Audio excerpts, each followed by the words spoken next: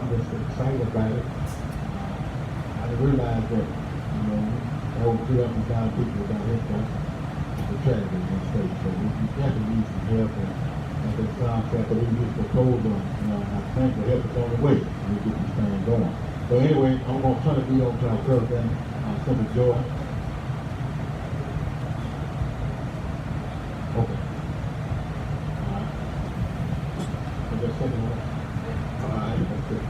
All right, the motion secretary will be ready to take for the student officer that motion for aye. Okay, we're gonna go ahead and get started. We don't want to keep it long. As I know, we probably work all day, got families, and get that on. Okay, so this time we'll turn it over to the president. We're gonna come his own way. President Joe, let's get hands he comes.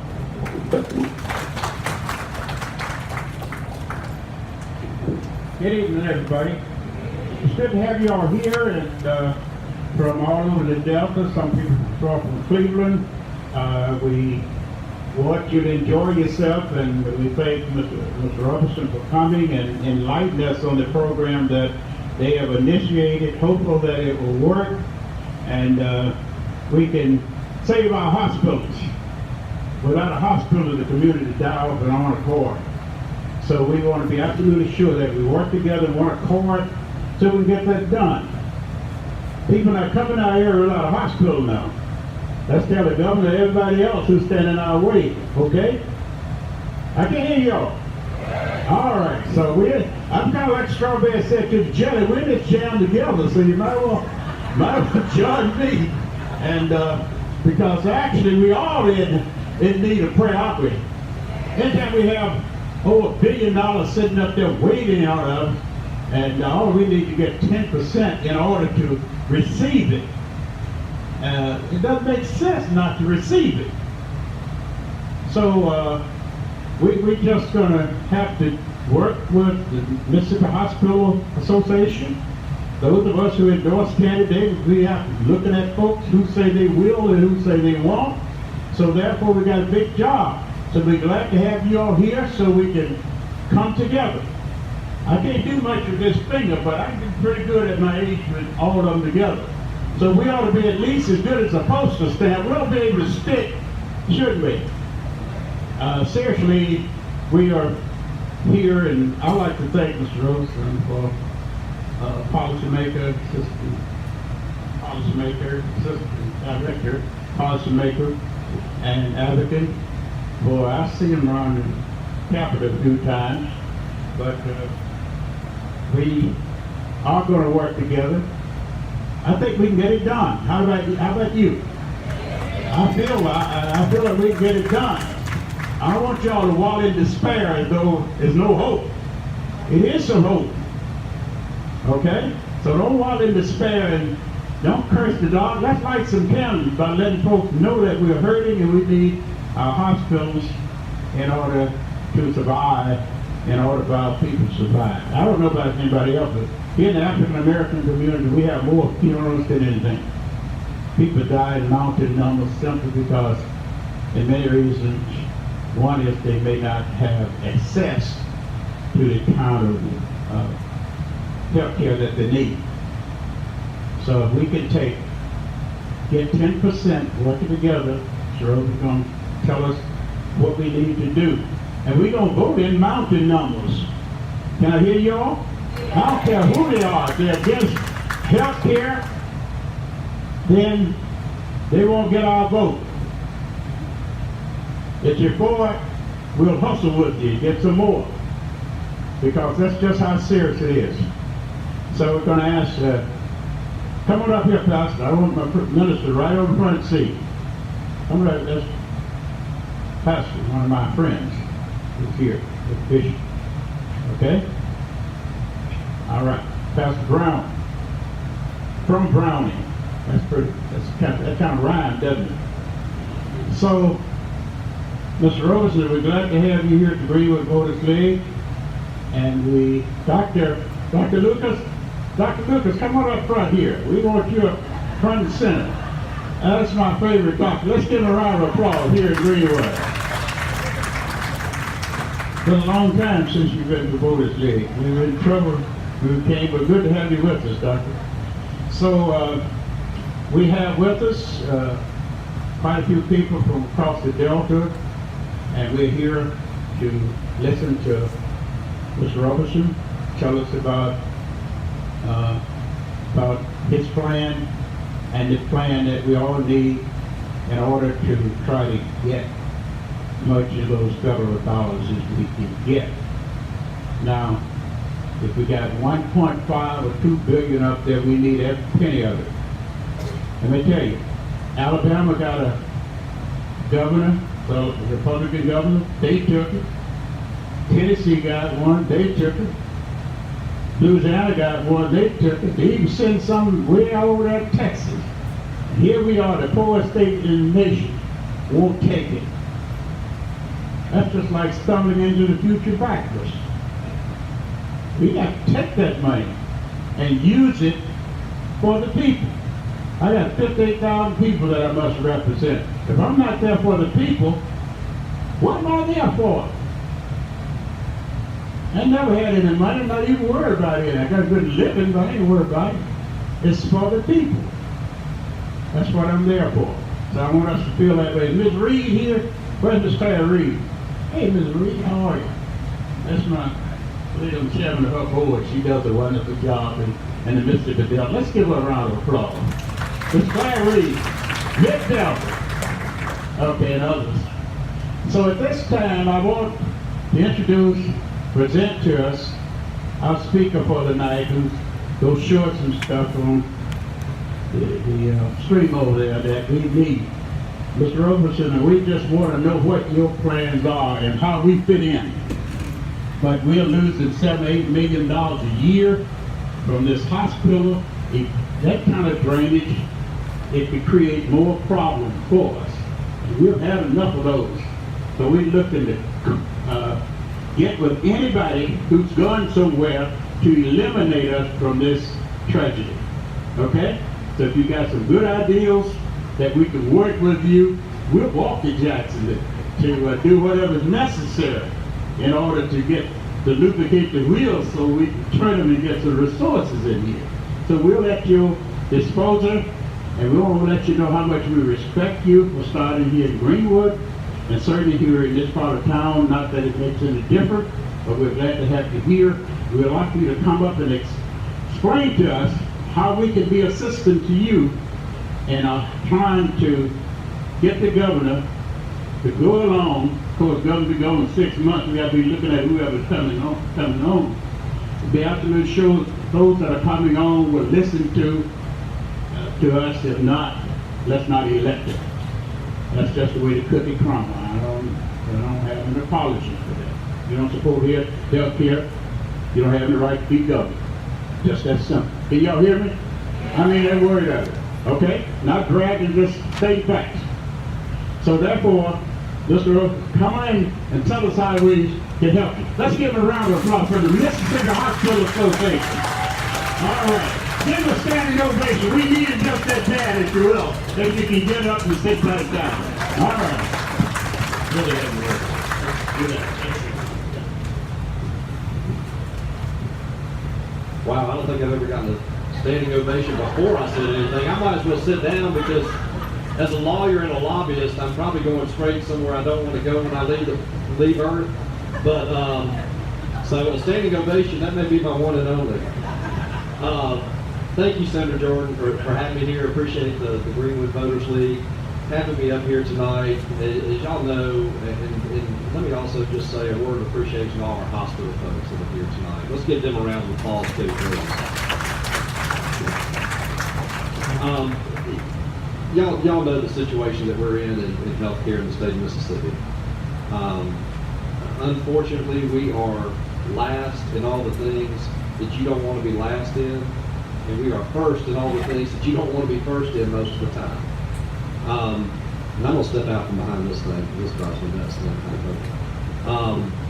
So what we have talked about for the last several years at our Mississippi Hospital Association is what can we do to expand coverage, what can we do to increase reimbursement to our providers who simply put see really sick people that oftentimes have very low income and struggle to pay for the services that they need. It's not rocket science.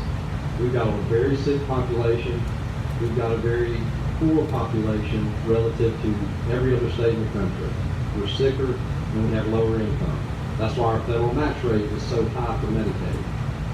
It's not rocket science to know that if you've got a lot of people that need services but have trouble paying for them, something's got to give. Unfortunately, what we've seen in Mississippi over the last several years, really over the last decade, is we've seen 5 hospitals close, one up in Marks, one in Belzona. So in this area, we've had one in Kilmichael, just 30 minutes away from here, that closed up. One in Newton, that closed up. One in Natchez. Natchez used to have 2 hospitals. They closed one, merged into another one. We've had bankruptcies filed in Batesville, Clarksdale, Amory, and McGee. And, you know, we ought to not be having that issue. It's not for a lack of need. The hospitals are needed. The problem is that the finances are struggling. And so, under the Affordable Care Act, the federal government gave states the option, as it turned out, the Supreme Court decision gave states the option, but states had the option of whether or not to expand coverage using the Medicaid program. Initially, the federal government matched it 100%. If you jumped in 2014, you got 100% of your costs taken care of by the federal government. We didn't do that in Mississippi. We jumped in, we didn't jump in 2014. We still haven't jumped in. The federal match rate, starting next year, goes down to 90%. 90% of your cost is still not a bad deal. Many of you run your own businesses, you run hospitals, you run small businesses, you run large businesses. If someone came to you and said, I've got a proposal that's going to cover 90% of your cost, or give you 9 cents for every 1 cent you put in, most folks would take that deal. I worked under Governor Barber at the Division of Medicaid up until 2012. I know we struggle to pay for the state share of Medicaid. That is a very real argument. It is a legitimate argument. What we've tried to do is eliminate the concern over the state share. So for Mississippi now, if we were to get into this Medicaid reform, as we're calling it, but by expanding coverage, take advantage of that 90% federal match, the state's got to come up with 10%. Okay? The question that the legislature has often struggled with is how do we fund Medicaid that we have now, much less how are we going to put more money into it. And again, that is a legitimate concern. And we ought to be concerned about that. But we think we've got a way to fix that. We think we've got a way that we can cover the state share costs in a way that is reform-minded and at the same time improves access to health care, stabilizes the hospital industry, and by the way, it helps other industries in healthcare too. It's not just helping hospitals. It helps physicians, pharmacies, our community mental health centers. It will help the mid-deltas. It will help our home health services. It is not just a hospital-only plan. But unfortunately, what we've seen is that most folks in this category of eligibility that could be in this program, they first access the healthcare system in the emergency department. That's not the best place to seek care. Certainly not where you want to go for preventive care, but it's not the best place to be your primary source of medical attention. We want to get you engaged with a physician, engaged with preventive care, get you on the appropriate medications that you need to be on. So we want to have emergency departments there when you need them in an emergency situation, but oftentimes our emergency departments get clogged with unnecessary ER visits. We've got a proposal here we think can address that. So the problem is, part of the problem is how to fund it, right? Well, what we know is that we've spent over $1 billion of federal and state money to pay the Medicaid managed care companies since 2011. That equates to about 250 million state tax dollars that have gone to fund the administrative payments for 3 managed care companies. That's part of the funding problem. That's why it's on here. We've also seen since 2015 155% increase in Medicaid emergency room costs and a 46% increase in Medicaid emergency room visits. And some folks may say, well, gosh, the cost have outpaced the number of visits. Well, oftentimes, the cost of care for folks coming in the emergency room setting, if they put off preventive care, they come in there in a more acute situation than they were to begin with. This is also being driven up by the substance abuse issues and opioid addictions. Our hospital folks can tell you what a real problem that is for folks that have abused prescription drugs and come into the hospital. I've often told folks at the Capitol, with this opioid crisis, the two folks that are almost guaranteed to see every patient that has gotten addicted, the two entities, they're either going to be seen at the hospital or they're going to be seen at the corner. And those are real life cases. What we've also seen, though, with our Medicaid managed care program, this $1 billion that we've spent just on their administrative costs, and these are 3 out-of-state for-profit managed care companies. But what we've seen is a 14% decrease in asthmatics that have received the appropriate medication. Y'all may have heard the story, horrible, unfortunate story, about the young lady just a little ways away from here over in the Akron area that was not able to get the care she needed and passed away because the hospital emergency room had closed. There wasn't a place for her to go. And then oftentimes, too, just to compound that, and many of y'all know this, a lot of times ambulance services in some of our rural counties, you may only have a couple of ambulances that are able to take care of an entire county. And so when you're in that situation, you've got to get private transportation to get to an emergency room. If you've got to go 30, 40, 50, 60 miles, it's not a good situation. Under the Mississippi Medicaid Managed Care Program since 2015, we've seen a 19% decrease in the number of well child screenings. In 2014, Medicaid expanded. They put over 350,000 kids into managed care. These are typically well kids. But we've seen a decrease in the number of preventive care screenings that have gone on in that program. We've seen a 1% decrease, which folks, why are you bothering putting a 1% decrease in here? But why is that going down at all? A 1% decrease in the number of folks who are diabetics that have received their A1C test. That's a crucial test. That's a marker. Why is there a decrease at all in the number of diabetic screenings when we have a huge problem with diabetes in this state? So what we've seen since fiscal year 2014 is a huge increase, $1,400 increase per Medicaid cost per Medicaid beneficiary. We're basically taking care of the same number of beneficiaries. There were 726,488 was the average monthly count in 2014. In 2019, so far, it's 726,478. All of these numbers up here either came from the Division of Medicaid's reports that they file with the legislature or from reports that PEER, the legislative watchdog group, the legislative peer committee, that PEER was able to obtain. We've got 0 provider-sponsored health plans in the state of Mississippi, and I'll get to that in a minute. So here's what our hospital association, here's what we proposed. When my boss became CEO of the hospital association back in 2013, he went around and he met with all the state leadership. What can we do differently with our Medicaid program? We want to help. We want to be a part of the solution. We don't want to be a problem. We want to be part of the solution. We want to work with you. Will you work with us? Everyone came back and said, that sounds great.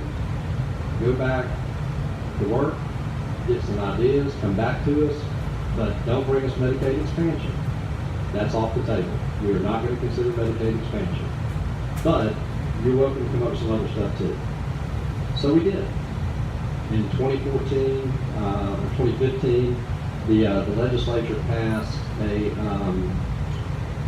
really good bill, Senate Bill 2441, which allowed the state of Mississippi's hospitals and physicians to form basically their own health plan for the purposes of taking care of the Medicaid population. And the reason why we did that is several, but one of the things that happened during that discussion was our hospital CEOs got together. We were having discussions around, we had actually formed what we called a Medicaid Reform Committee, looking at different things. We met with the managed care plans and said, we'd like to do something different. What can we do? And they said, well, if y'all will do some things to save us money, we'll give you a little bit of that savings back. Well, that sounds interesting. But a light bulb went off over the heads of some of the folks in the room, and they said, after the managed care companies left, they said, we could just do this ourselves. We could just do our own insurance company, form our own plan, take care of our own patients, and then instead of working harder and saving someone else money to get some scratch back, then we all just take care of the population ourselves. We think we can do it better. We think we can do it less expensive. And in other places around the country, that's what they've experienced with these provider-sponsored health plans. They have lower administrative costs. That $1 billion I talked about earlier, it wouldn't be $1 billion. The administrative costs are lower, the health outcomes are better, the patient satisfaction scores are higher, and the physicians and the hospitals and the pharmacists and the home health plans, they all report better satisfaction, higher satisfaction rates with those provider-sponsored plans. So it makes sense. So our proposal is part and parcel of this provider-sponsored health plan concept. It kind of grows out of that. But what we're proposing is a public-private partnership. Hospitals would invest in these premiums in the form of an additional hospital tax. Right now, hospitals are taxed. We pay about $282 million each year directly to the Division of Medicaid to help fund Medicaid payments. So we're already funding about 60 to 70% of the state share that Medicaid needs to reimburse hospitals. So you would add some additional costs on top of that tax to help fund premium payments. It would fulfill the legislature's intent, which passed unanimously, passed overwhelmingly, near unanimous, had unanimous support for Republicans. One Republican had his desk mate vote the wrong way on the bill, and when he tried to change his vote the next day, he was too late. But even he supported it. But it was a Republican idea. They supported Mississippi True. They supported the concept of a provider plan back in 2015. So it fulfills the legislature's intent to have a provider plan in the Medicaid space. It creates true reform with member buy-in and a nonprofit plan taking care of them. We're proposing community engagement for plan members who aren't employed to develop the skills that they may need to obtain jobs. What we know is in the population that this plan would cover, which is that group of individuals that are typically working, the majority of them are working adults. For individuals, if they're at about $17,000 a year, they would qualify for this. If they are a family of four, the adult family of four, the adult can qualify if they're making up to about $34,000 a year. So we've got a lot of folks that fall into that category. And we know that 66% of the people in that category are working part-time or full-time. We've got data. Some other groups have studied that here. We've got data that shows that. So 66% of these folks are working already. So we're not talking about putting a work requirement in there. What we're saying is, if you're not working already, because most of you are, but if you're not, then we're going to say, if you want to purchase insurance through this or purchase or buy into this program, really, then you can get set up with some skills trainings if you're not already enrolled in college or community college or some form of education. We want you to do that. We think it's a $50 to $100 million pickup to the state general fund, and I'll get to some of that in just a minute. Promotes personal responsibility and consumerism. We want people to become smarter purchasers of healthcare. We think with our own health plan, guided by physicians and hospitals, that we can do that. We can bend that cost curve. We can change the game in making consumers smarter purchasers of healthcare. Talks about the community engagement piece. The Division of Medicaid would establish the premium payment It's not as if we're just going to come up with some number and give it to them and they have to pay us. They have to set that rate. You can tailor the benefits for this population. They tend to be more mobile. These folks are more mobile. The Division of Medicaid right now offers non-emergency transportation services. Some states have carved that out from this population because these folks tend to get out, they go to work, they're more mobile. What we propose as part of this is a $100 copay for unnecessary ER visits. Now there's some exceptions to that. If you're in a rural area, there's not a 24/7 access to care. There's not an urgent care clinic or a physician's office available within a 20-mile radius or so of that hospital, and you've got to come to the ER, then this $100 copay is not going to apply to you. But what the intent of that is, and what other states have done with that, is try to divert non-emergency situations away from the emergency room. Emergency rooms get flooded, and they want to make sure that the ER, the folks who are there in true emergency situations are folks that really need that. So you want your resources to be dedicated to folks in a true emergency situation. So that's what that part is intended to do. And also just to promote better consumerism. Look, if folks are getting off their job at 1 o'clock in the morning and they're sick and they need to come to the ER, this isn't something that's going to apply there. That may not fit one of those, that may fit under one of those exceptions I talked about. But by and large, we're trying to make sure that the folks have an incentive to get their health care somewhere else when it's appropriate to do so. We also want to talk about doing something to incentivize wellness. Everybody talks about wellness, whether it's getting out and walking more, better exercise, eating right. We've got some ideas about some things there. We've got some ideas, and have had some conversations with some legislators and state leaders that have talked about, what if we made hospitals kind of the hub of community health?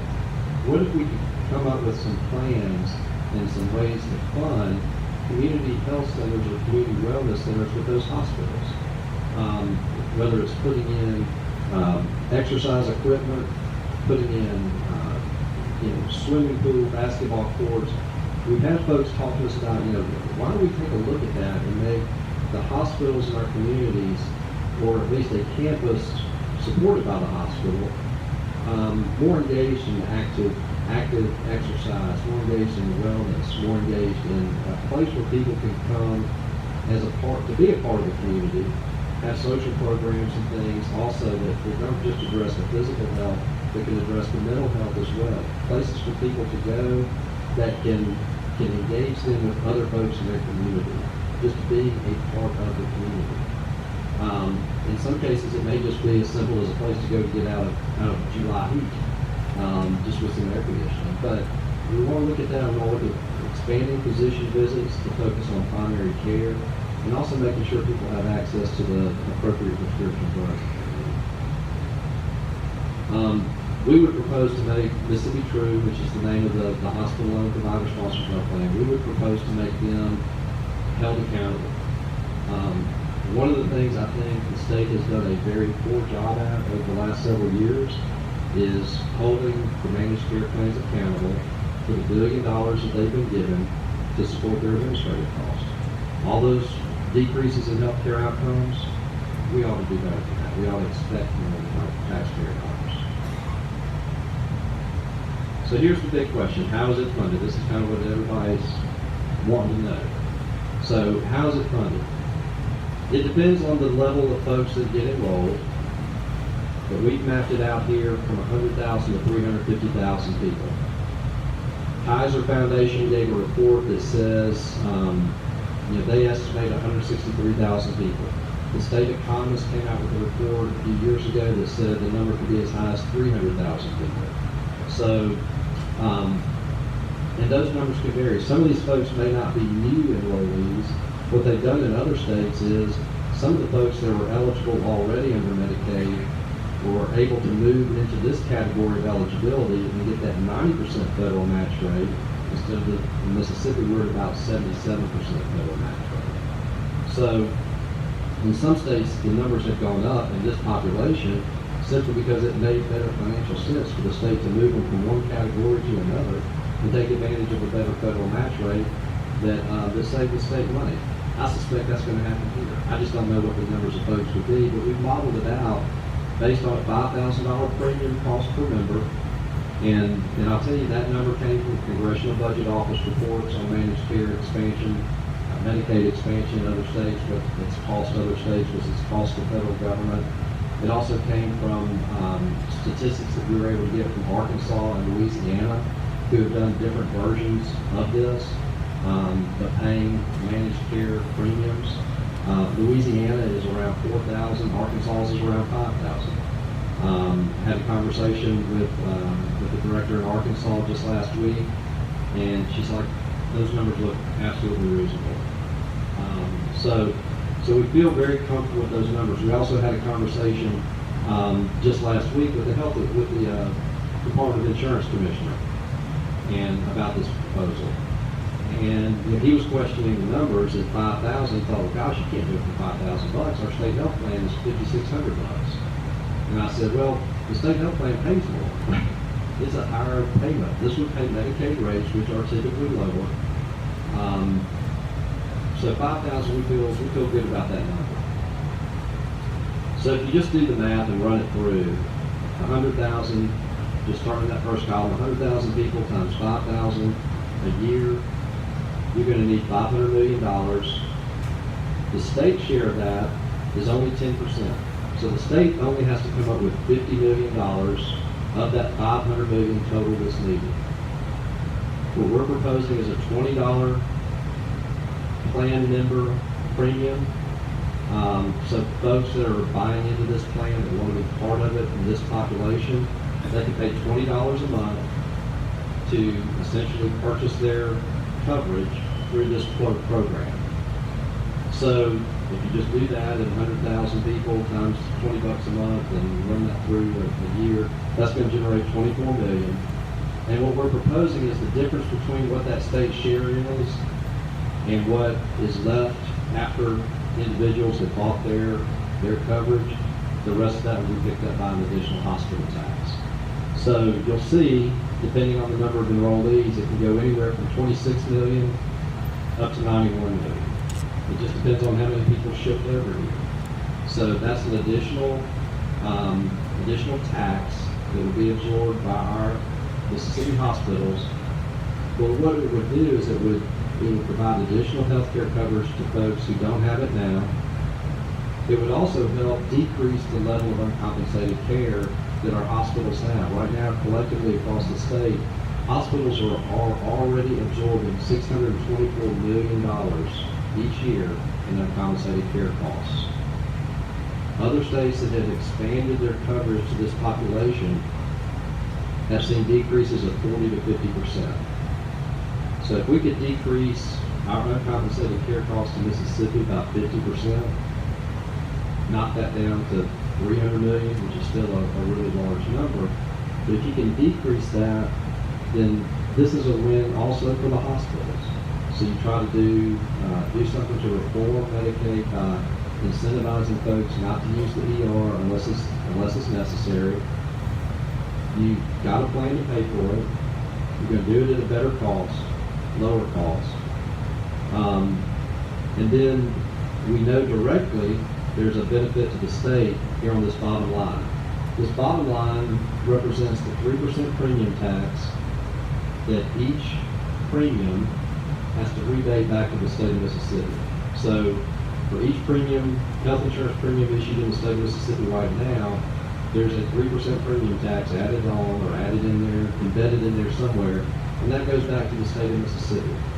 So just running these numbers through, if it's 100,000 people, just off that state premium tax, the state general fund picks up $15 million. If it's 350,000, then the state general fund picks up $52.5 million. That does not even include the increase in personal income, the increase in folks that now can purchase other things, sales tax revenue. So, we've estimated this to be a win for the state.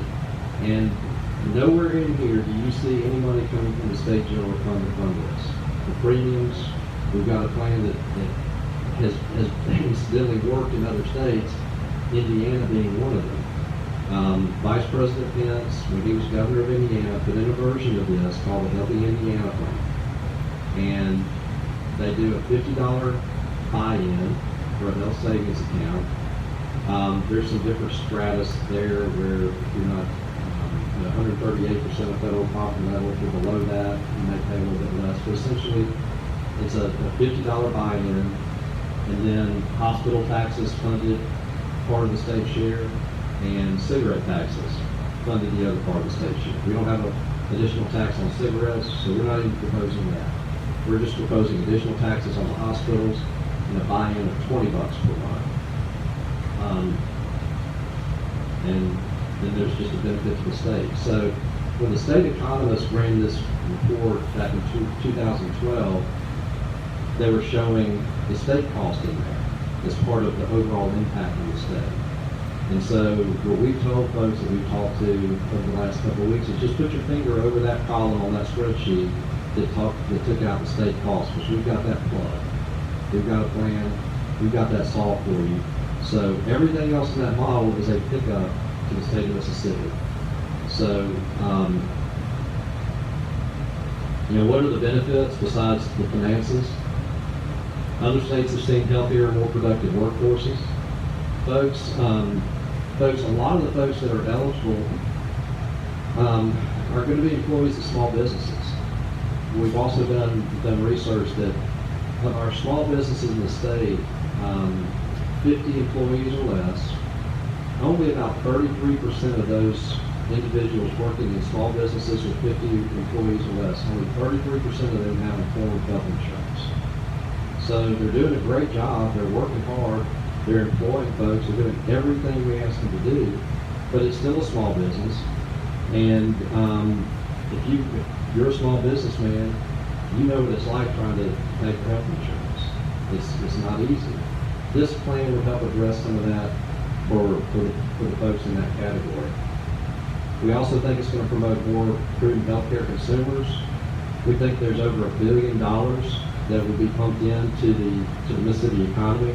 When you look back here and you look at the premiums that get paid in, if you end up with 350,000 people in this program, which is a very high end, and I think that's going to require Medicaid folks now to convert over to this program. But even if you just ballpark it at $1.5 billion based off 300,000 plan enrollees, which is the high-end projection the state economist gave back in 2012, that's a pickup. That's total premiums being paid into the state of Mississippi of $1.5 billion. That's going to turn around in the economy, and it's going to get paid out in the form of claims payments to healthcare providers. But those healthcare providers are then going to employ more folks to take care of them. There's going to be ancillary businesses, is what they've seen in other states, other industry around those healthcare providers, communities expand. There's job growth in communities that are related to this. We're awaiting some final numbers from an updated study that we're working on. So hopefully in a few weeks I can come back and I can tell you a little bit more about what the benefits are going to be. But other states have seen significant job growth. The state economist projected up to 9,000 jobs back in 2012 to be created if you had 300,000 people in there. Other states like Louisiana have seen job growth up to 19,000. Michigan, Indiana, Kentucky, their numbers have been closer to 20,000. So 9,000 maybe on the low end based on our state economist projection. We think it could be higher. We think it could be maybe up to 19. But all this is a pickup. All that premium money gets turned back into medical claims payments. That then spread out through the economy, spread out through the community, and folks that aren't having to pay now out of pocket like they're having to pay or forego care, save money and then also have healthier outcomes. I already talked about the 40 to 50% decrease in hospital and compensated care, up to 19,000 new jobs. Potential increase in personal income of over $600 million. That's from the state economist report back in 2012, based off 300,000 enrollees. I don't know what that dollar amount is and how much of that gets turned over, because I don't know what everybody's tax bracket's gonna be, what they're gonna pay into that. But $600 billion in personal income in the state of Mississippi, once that gets turned around and converted in the form of income tax payments and collected by the Department of Revenue, that's a significant amount of money from the state of Mississippi. And then we've estimated a potential increase in the state general fund anywhere from $50 to $100 million. That takes into account that premium tax, personal income taxes, sales tax revenue, and all that. And we're, like I said, we're refining those numbers right now. So that's the proposal, and we're calling it Mississippi Cares. So that's what we're talking about. And you know, this issue is really, it's bigger than hospitals. It's not just a hospital. We've come forward with a plan because no one else has. We've been waiting for 8 years for someone to come forward with a plan. I started off telling you that in 2013, we started talking with folks about ways to reform Medicaid. And we're told to come back with anything but expansion. We've tried different versions. We've tried a provider-sponsored health plan. We've tried waivers that would require hospitals to improve quality outcomes in exchange for covering more people, something similar to what they did in Texas. They expanded some coverage in Texas. We've come back with all sorts of different ideas, and they've not done much of anything positive by the way of implementing. Our leadership has not. So we felt the time was now. We can't sit by and wait until more hospitals close. Hospitals are struggling every day. People are struggling every day.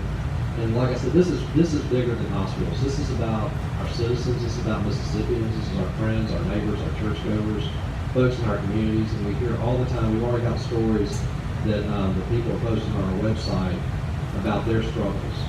Stories from folks that are truck drivers, teachers that are talking about that. We've already had the day after we announced this 2 weeks ago in Jackson. We had a phone call later that afternoon from a lady who said, "How do I sign up now? I need coverage now." I mean, these stories are real, and we need to do something to address it. So thank you for having me here tonight. It's great to be in Greenwood. I started my legal career at the courthouse over here about 20 years ago, so it's great to be back here. And I'll be glad to answer any questions or whatever we need to do. Thank y'all.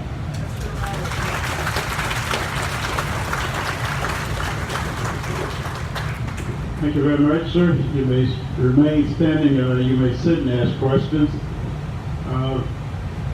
You've given us a lot of information there for the last 30, 45 minutes. Now we want to know who's intelligent enough to ask the question. It's kind of a little complex, but we need to know, and let's see if we can break it down. And what would you suggest now? Let's see, I have hospital administrators here, and they see Mr. Greenwood with Floor Hospital. We'll entertain questions from those, from anyone who may have a question. Yes, sir.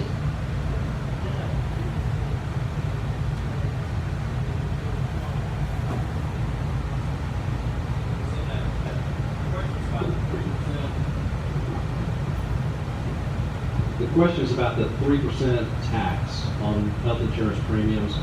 How does that go back to the hospital? In our proposal, it does not. It goes straight to the state general fund, and they can use it for whatever purpose they want. Senator Jordan probably can think of about 1 million things that $15 to $52 million could be spent on that would be helpful. Just kind of as a point of reference, one of the big issues this year in the legislative session was a teacher pay raise.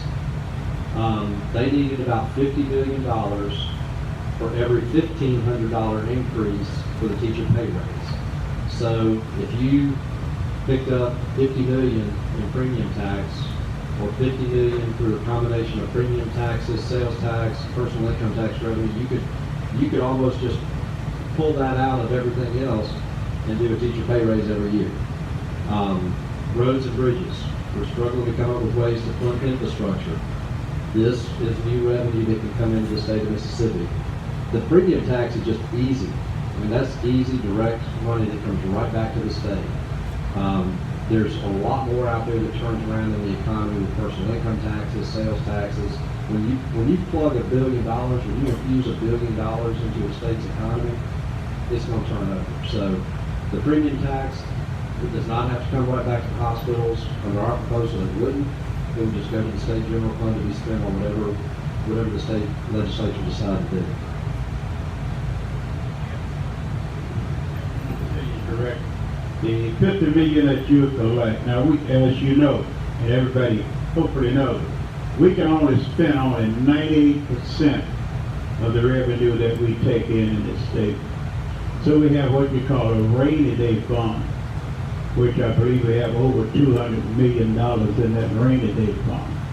And what you're saying that the extra 50 million that may be generated from insurance would go into possibly rainy day fund or any way the state want to use it. It just goes back to the state bottom line. State bottom line. Now, how do we get that 10% to get into that billion or so that we, that 90-10?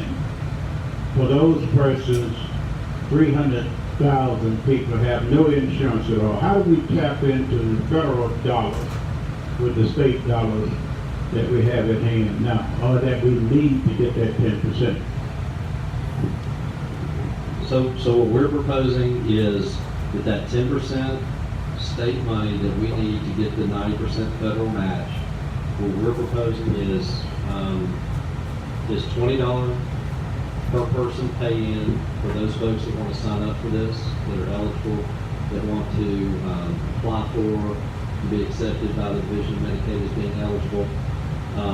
So $20 per person per month, combined with a hospital tax increase, would fund the premium payments to the hospital-owned provider-sponsored health plan. And a lot of folks have said, well, this just seems like, a hospital plan trying to do something to get a contract. That's not the case, but what our hospitals are saying is, we formed this company. It is licensed to do business in the state of Mississippi. What we're proposing is to invest in ourselves and invest in the state. Any investor that's going to be asked to put in anywhere from $26 million to $91 billion of their money wants to know it's going to be appropriately spent. That's a smart investor. So what they're proposing is that hospitals are going to be stepping forward to fund the majority of the payments for this program. They'd like an opportunity to truly reform Medicaid by having their nonprofit health plan be a part of it. It's really that simple. Now, if someone's got some other solutions or some other options, everything's on the table as far as we're concerned. We just felt like it was appropriate to step out with a plan, with an action plan to actually address this issue that has gone unaddressed and really non-debated, not even talked about at the Capitol for the last 8 years. I've been talking about it. Maybe just, yes, I think we have a question. Yeah, I'm not looking. Yes, go ahead. What is the enabling legislation? Is there enabling legislation in order to get this to be a reality? And if so, can you educate us on who is supporting or against this? I think that expansion of health care for this population is such an important issue. There's never been, for me, voting a litmus test about who to vote for, but I think this is one issue that might be a litmus test this year. Thank you. So, enabling legislation. The state law clearly defines what categories of eligibility that Medicaid covers in the state of Mississippi. The federal government has, y'all know that old song, 50 Ways to Leave Your Lover? There's also about 50 categories of eligibility for Medicaid. So the state does not, Mississippi does not cover every category of eligibility that the federal government would allow us to. That's not including this group. So there would need to be some enabling legislation to add this group as a covered category of eligibility for Medicaid. And then what we proposed is something called an 1115 demonstration waiver. which would essentially allow the state of Mississippi to ask the federal government for a special plan, such as the one we're describing and such as other states have done, like Indiana, where they would have a special waiver from the federal government to run this program independent of some of the other aspects of the Medicaid program. So if you're talking about tailoring benefits, you're talking about additional co-pays, those things that are really reforming Medicaid, which is why we're talking about reform. We're not talking about trying to pour money into what has been, in many regards lately, a broken system. What we're trying to do is create true reform with this. And so trying to use this as a laboratory of innovation, which is what a lot of folks talk about they would like to see states doing with Medicaid, is be innovation labs. It doesn't get much more innovative than some of this. And so it would require a waiver, it would require some enabling legislation. On the, on the politics of it, we have had some folks that have come out and supported it already. I've had some positive reactions from Bill Waller, who's one of the Republican primary, or one of the Republican candidates for governor. Robert Foster, another Republican candidate for governor. Both of them have come out and said, they want to see something done on Medicaid reform. Jim Hood has come out and met with his staff. They had questions, want to learn more about it last week, met with them. They're supportive of Medicaid expansion. He's come out on the record, I think, in his announcement saying he supported Medicaid expansion. We did make the case that we're talking about is Medicaid reform, but we're using that expansion money and that platform to launch this. But this is really reform. The current Lieutenant Governor, Reeves, has come out and said that he doesn't support any form of expansion. He's not commented, and I've seen specifically on this, but my assumption is that he won't support any form of expansion. The governor, I think, released a statement a couple of days ago, as did the Lieutenant Governor, saying that they don't support anything that's going to spend more state dollars. My response to that is, if you look at this, it does not. It does not spend state dollars. We've got that covered. So I don't know if they read the plan completely, but that's not what our plan is. In fact, it is a pickup for the state. Politically, what we've said for our purposes at the hospital associations, we're going to support candidates that support hospitals. And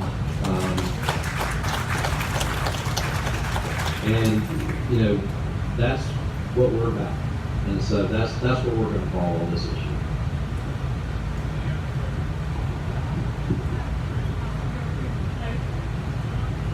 But how do we, the people, feel?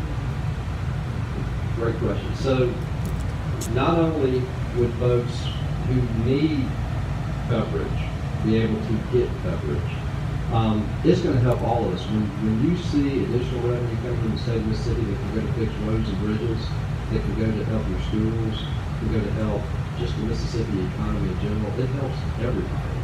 It's bigger than healthcare. The revenue that comes into it, the standard of living, the quality of living, the healthier workforce, all that has ripple effects throughout Mississippi's economy, so it helps everybody.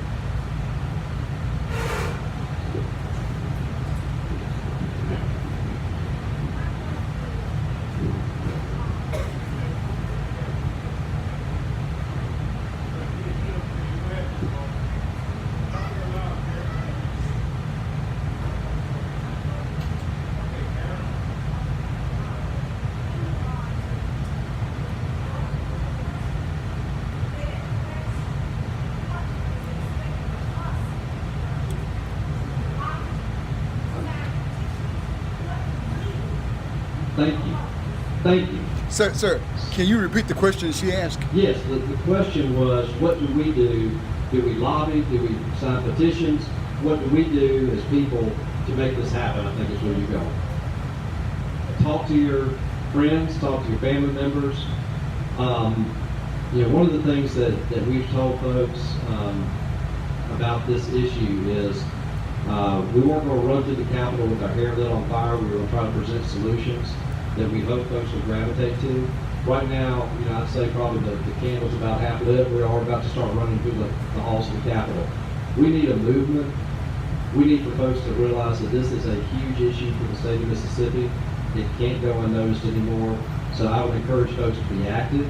I would encourage folks to ask the hard questions of candidates running for office and to see how they fall on this issue. Supporting healthcare is one of the biggest issues, I think, in this election. And if we don't have a healthy workforce, if we don't have good healthcare in our communities, the downward spiral just continues. We've got to do something to stabilize healthcare. We've got to do something to stabilize and help our population. And so I think, lobbying for it, calling folks, calling the representatives, calling our statewide elected officials and letting them know that you support it. And looking at that when you go to the polls this fall.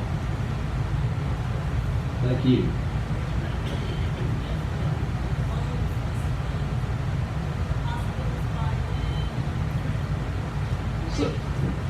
So the question is, who manages this fund? So right now, the way this would work is the Division of Medicaid would set up the infrastructure. Folks would apply just like they apply for Medicaid. The $20 and then the hospital taxes, that would go to the Division of Medicaid. That would have to be paid into the state. The state would then put that money up to draw down the federal money that would then pay the health insurance provider, the managed care providers would actually, this would be true, is licensed HMO, to pay the premiums just like they do now to the current MCOs, but it would go through the Division of Medicaid. So the state of Mississippi would be able to collect the money that they need to draw down the federal share. When they collect that, then it gets paid out to the managed care, the HMO health plan that would then, these folks would be enrolled in that health plan. So that's how it would work. Does that answer your question? Well, the Division of Medicaid would get the matching funds, and then the state funds and the federal matching funds comprise the premium payment that gets paid to, in this case, what our proposal is Mississippi True, just like you would pay a premium to Blue Cross and state health plan, any of that. And then that health plan then has to go out and make sure that they are able to cover and provide health benefits to their plan members.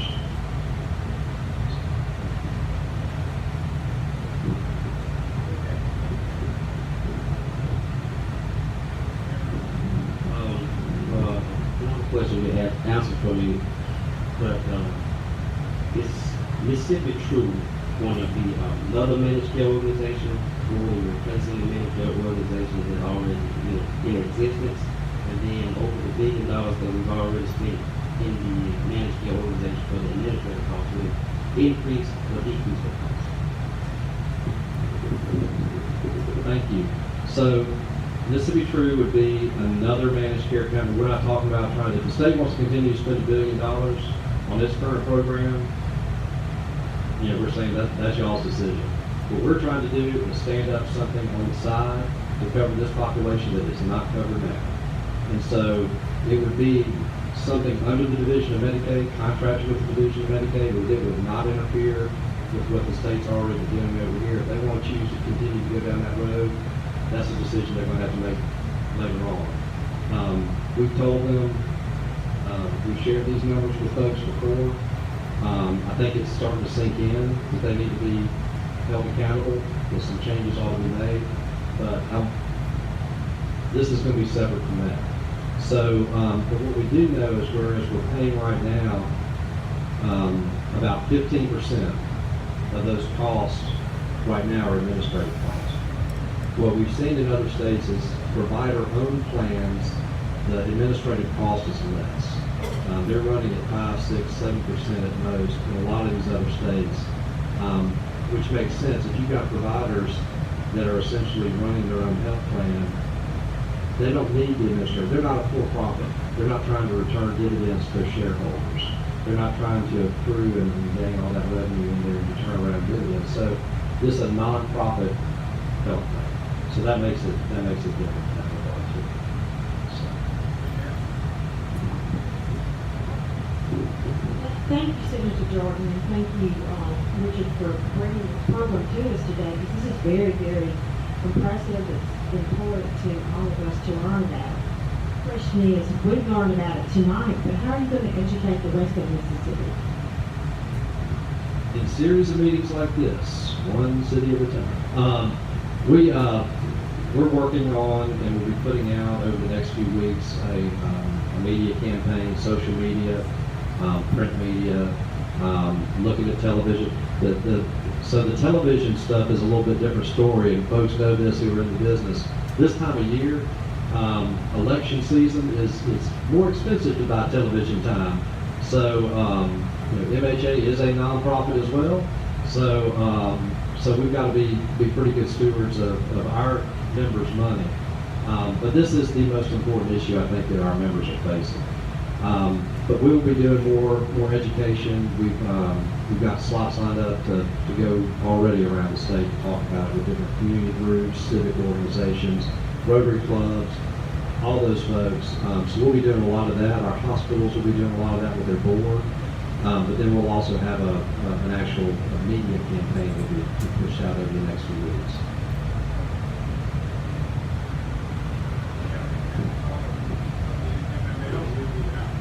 MML next month. Yeah, we'd love to have you. So, well, the municipalities is meeting down there, so that's a good place to come. And we're having a meeting down there, the municipality committee. And I certainly would like you to address us from the state municipality committee. Mayor, they can get to the president down there and let him speak to the General Assembly. And then they'll get all the mayors. Okay? All right. Thank you. And I got what this lady requested, and then we have a few more minutes for questions, and then we will close it out. Then we'll have the reporter to ask the questions. Go carry on.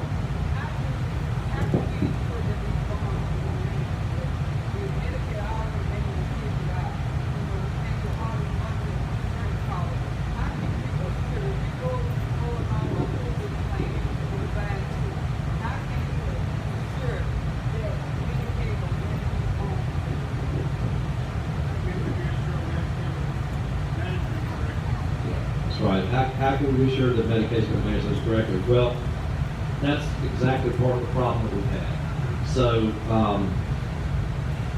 got back here on this slide.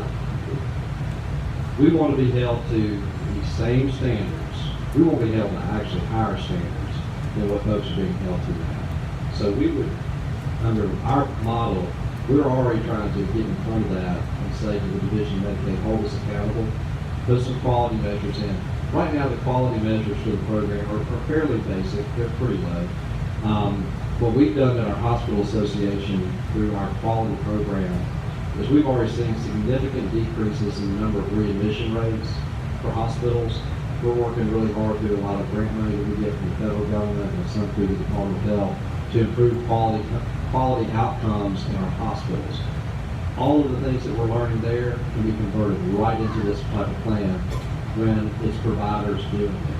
When physicians in hospitals are in your healthcare providers are leading the way, they know better than someone sitting in a call center halfway across the country what folks here need. A lot of it has to do with just doing what we should be doing, which is true coordinated care, but that comes from providers. That comes from the community mental health centers, the home health. That comes from folks who are actually engaged with providers, not folks who just pick up the phone every now and then and remind someone they have an appointment.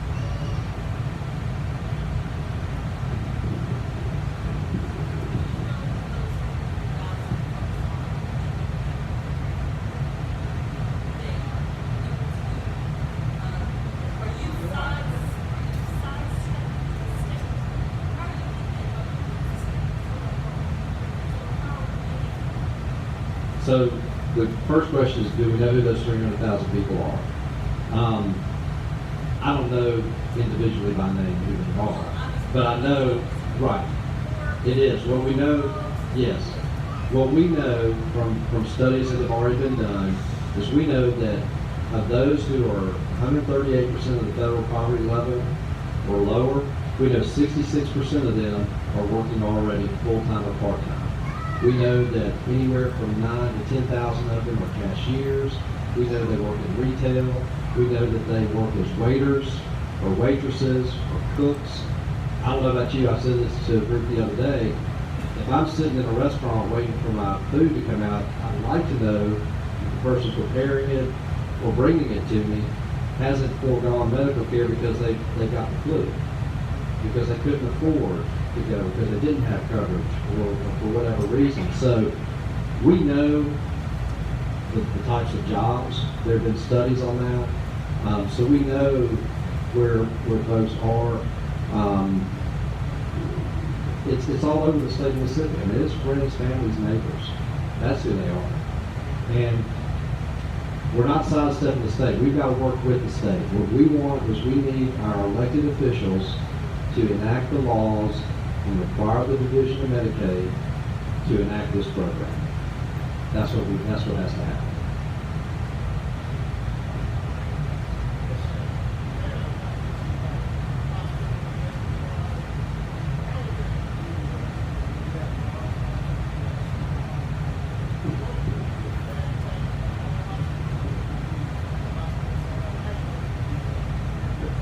So the question is, how would the tax be divvied up among the hospitals? Right now, this is going to be more than a lawyer can explain. It goes off into, I need my CPA here. Right now, hospitals have a formula that they're taxed by. It's based off of the number of non-Medicare bed days. So, which tends to impact hospitals that have a larger commercial payer mix, which pays better. And the theory behind that is the hospitals have a higher commercial mix, typically have more money to pay in as tax. So right now in the state of Mississippi, hospitals are taxed based off their number of non-Medicare bed days. It's prorated across the state. So hospitals that have higher numbers of non-Medicare bed days pay more in taxes as opposed to those that have less. Other states tax based off of a flat gross revenue rate, 3%. 1.5% gross revenue, some people do net revenue, so there's lots of different ways to do it, but in Mississippi we do it based off non-Medicare bed days. So what we would do here is you identify what the state needs for the state share, and you add that into the formula that then plays out across the non-Medicare bed days, and the numerators, the denominators, and the CPAs take care of all that. That's a fantastic question.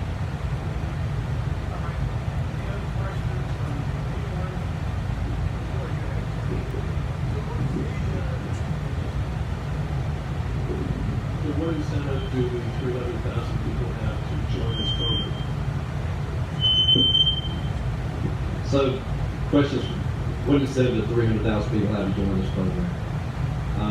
The incentive is healthcare coverage, access to better healthcare, and being able to have affordable healthcare when they need it.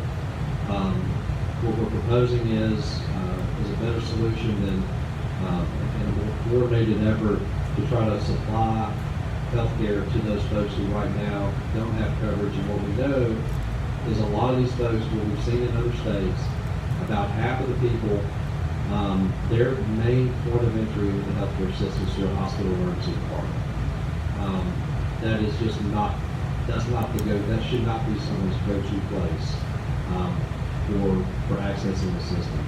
And so the incentive for folks is, one, to make sure that they got health care when they need it, that it's affordable, that it's paid for. The co-pays will be the same as what Medicaid is, $10 for an inpatient admission, $3 for prescription drugs, $3 for a physician office visit, those sorts of things. So low cost, affordable health care when they need it.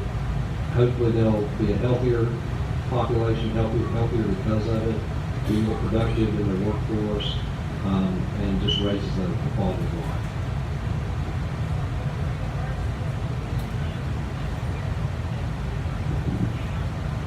Medicaid, the question is, would the reimbursements be in line with the Medicaid and the managed care companies now? Right now, state law says you would have to pay no less than what Medicaid pays. So I think there's some things that Mississippi Troop has thought about before, about trying to incentivize more preventive care, maybe paying higher than what Medicaid pays now for certain services. You couldn't ever pay lower, but you could certainly pay higher to try to incentivize appropriate preventive care and incentivize providers as well. Medicaid's had legislative authority to to enhance payments for after-hours care for, I think, about 10 to 15 years. But we need to do more to incentivize and cover those costs for folks, for clinics that may be able to stay open later to serve their communities. So there's a lot of different options with that.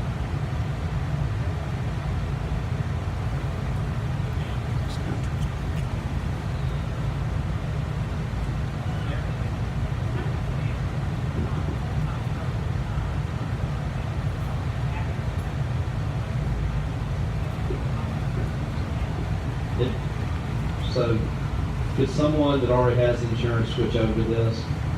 If they qualify, if they're under 138% of poverty level, they're a non-disabled adult, is essentially what this program or this category would cover. Non-disabled adults, 138% or lower in the federal poverty level, yes, they could. If that's what they want to do, yes. They just have to go through the application process, get qualified for Medicaid. And Medicaid put into place 2 years ago some new eligibility verification processes that are very quick, very good at making those determinations. So they could.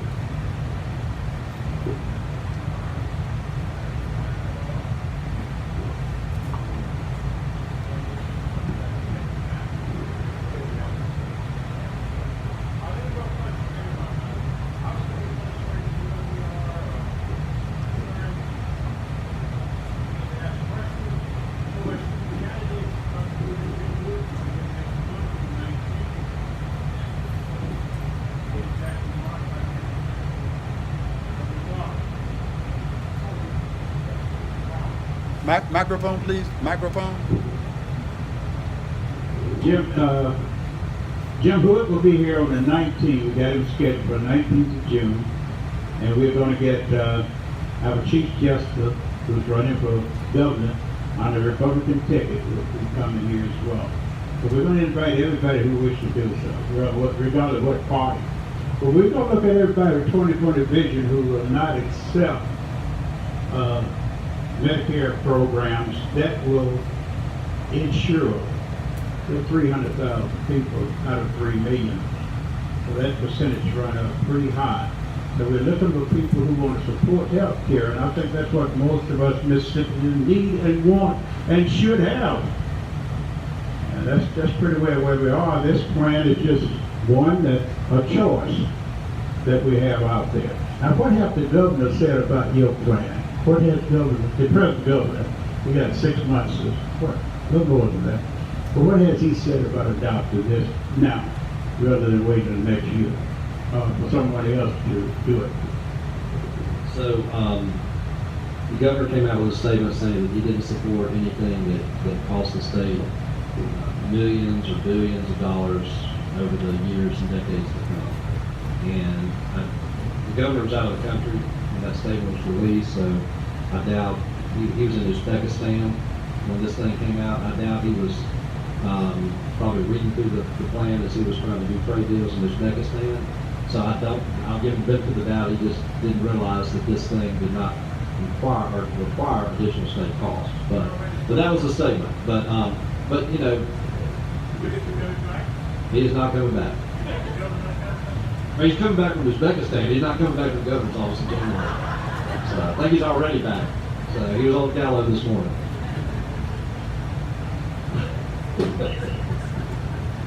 I don't mean to be hilarious. I just asked a question. Is he coming back? Carry on. You know, the question is not what folks that say that out. I like to say that we're certain. Let's give ourselves a round of applause. It's good to have all of you. I don't know who all of you are, but it's good to have you here. And we are serious as a heart attack here. We want something done. We want to work together and work hard to get it done. We're all going to get it done. I'm not pessimistic about anything. I know I live in hope. So therefore, let's work together. And when these candidates, you hear they come to town, you're welcome as the rain is to the trees to come over and be with us. And let's join together and ask questions. And let's vote together. The vote is the hook. Yeah, the vote is the hook. I don't care how much you talk out there. I want to do this, but Jim Hood will. Let's see if we can reverse that. It said Jim Hood will when you won't. You heard that slogan out there. So it's political season, and we do hope that you can come to the coast, and I know you can come before our committee if you come there, and we'll be glad to hear more, but I'd like you to address the whole session. Would you, Mayor? I think, I don't know, we'll have to check with the chairman of the municipal association, see what they got their schedule worked out. And we'll be going next month, and there'll be a lot of people there in small hamlets and small towns and large towns who would like to hear this. We cannot afford to lose our hospital. Now, how much our hospital is turning around, I've been told, but when we were receiving the federal dollars that the governor refused to accept, expansion of Medicaid, Obamacare, whatever you want to call it, our hospital lost on an average of $7-8 million per year, I've been told. Doc, correct me if I'm right, I think we're in that category. And we can't exist, keep losing those kind of resources when they are designated for us, and we can't come up with the percentage in order to get money that is designated for Mississippi, and we desperately need it. And like I say, the rainy day fund, we didn't spend much money out of the rainy day fund. We got money in the rainy day fund. That's why I want to know when the governor coming back to town. Maybe we need to have dialogue with him before we leave office. So we need help now. We need help. That's why we're here. We all need help. We're in this jam together. So we're going to work and get out of it, and we're going to save our hospitals. You have an alternative program there to help us, and we're going to work with you. How many are willing to work with this gentleman, or any group that want to save our hospitals? So we can't exist without hospitals. You're not going to get industry in town. The first thing you're going to have, two things. What about your school? Do you have a hospital there? You say, I don't have a hospital here, but we got a school. They may not even locate it.